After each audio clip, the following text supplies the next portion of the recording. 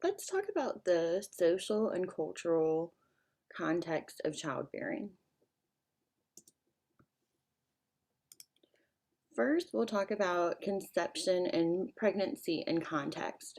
So, when we think about the social work focus on the person and environment, we know that a person makes a decision or becomes a parent um, within the context of his or her environment.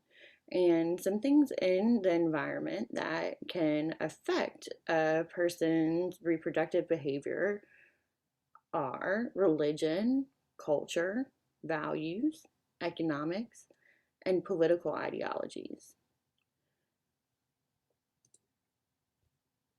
Now, let's talk about childbirth. So, has been something that humans have been doing since the beginning of time, and only recently has it become medicalized. So there have been traditions over time that have really shaped childbirth, and those are cultural, institutional, and technological changes. Childbirth education is relatively new. As I mentioned before, childbirth is something that is very natural and is something that humans have been figuring out and doing since the beginning of time.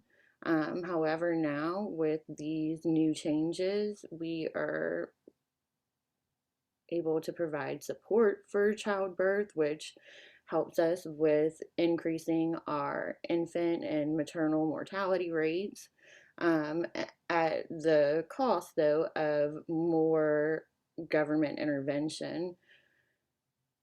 One thing that has been changing over time is the place of childbirth.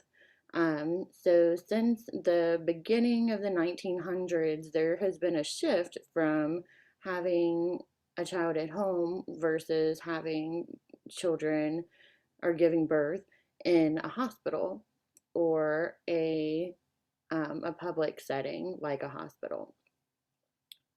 In present day, there is actually more of a movement back towards more private births for women who do not have a risk of complications.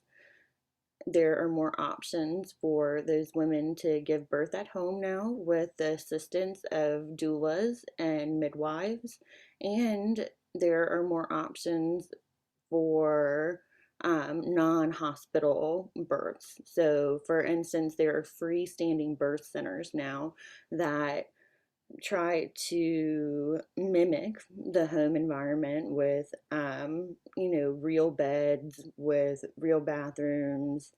They have a homey feel to them.